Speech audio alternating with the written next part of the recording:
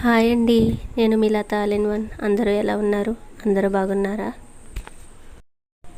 ఈరోజైతే అత్తయ్య వాళ్ళ ఇంటి దగ్గర అయితే వెజ్ బిర్యానీ చేశాను. చెప్పాను కదండి, ఊర్లో అయితే మాది జాయింట్ ఫ్యామిలీ అని. అందువల్ల అయితే వెజ్ బిర్యానీ ఎక్కువే చేశాను. ఈ వెజ్ బిర్యానీలోకి అయితే ఆలూ కుర్మా ఇంకా పెరుగు రైతా అయితే చేశాను.